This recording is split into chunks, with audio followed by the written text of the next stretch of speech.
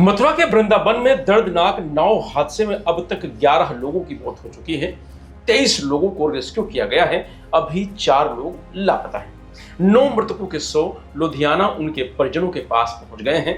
लाशें देखकर परिजन तड़प उठे। इस हादसे में एक ही परिवार के 7 लोगों की मौत हुई है।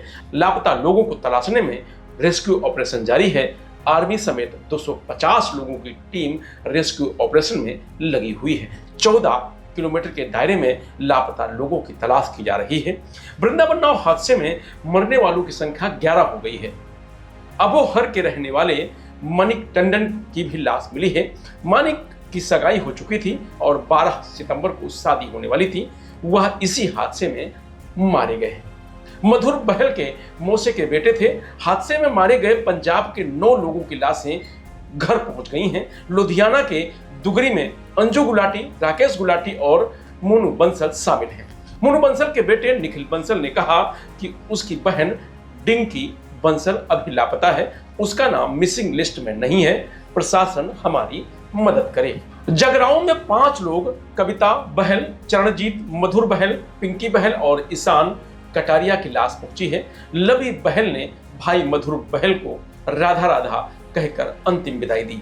मोगा में भी सपना हंस की लाश पहुंच गई है। सीएम भगवत मान भी जगराओं में शोक जताने पहुंचे। उन्होंने मृतक चरणजीत और पिंकी बहल को श्रद्धांजलि दी। इसके बाद वह अंतिम संस्कार में शामिल होने शमशान घाट पहुंचे। उन्होंने कहा कि मृतकों की यादगार बनाई जाएगी। वहीं यूपी में पुलिस ने नाविक पप्पू और पाटून पुल के ठेकेदार नारायण शर्मा के खिलाफ केस दर्ज कर लिया है। नाविक पर आरोप है कि रास्ते में खतरा देखकर यात्रियों ने उससे लौटने को कहा था, लेकिन नाविक ने अनदेखी की। नाव में लाइफ जैकेट नहीं थे। कैपेसिटी से ज्यादा लोगों को बैठाने से बैलेंस बिगड़ा और नाव डूब गई। वहीं ठेकेदार नारायण शर्मा बिना सूचना दिए पाटून पुल को खोलने जोड़ने का काम कर रहा था।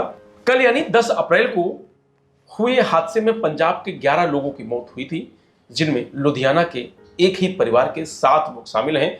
इनमें मधुर बहल, उनकी माता कविता बहल, चाचा चरणजीत, चरणजीत की पत्नी पिंकी बहल, मधुर की बुआ आसारानी, दूसरी बुआ अंजू गुलाटी और फूफा राकेश गुलाटी शामिल हैं। वहीं हादसे के बाद 2 बसों में आए 130 लोगों में से हादसे में बचे लोग घर लौट गए हैं। इनमें 90 लोग जगराओं जबकि बाकी अन्य शहरों से थे। 9 अप्रैल की शाम को रवाना हुए बस में इन्होंने 4 दिन की वृंदावन यात्रा करनी थी, लेकिन अब उसे स्थगित कर दिया है। वहीं वृंदावन में अब तक 23 लोगों को रेस्क्यू किया गया है। अभी 4 लोग लापता हैं। शनिवार को दूसरे दिन भी रेस्क्यू ऑपरेशन जारी है। आर्मी भी रेस्क्यू ऑपरेशन में लगी हुई है। पुलिस ने आरोपी नाव वाले पप्पू निषाद को हिरासत में ले लिया है। वह नाव डूबने के बाद लोगों को मरता छोड़कर वहां से फरार हो गया था। सुनिए हादसे पर अपडेट देते हुए सीपी सिंह डीएम मथुरा ने क्या कहा। देखिए, लगभग 3 बजे के आसपास ये बहुत ही दुर्भाग्यपूर्ण दुर्घटना घटी है।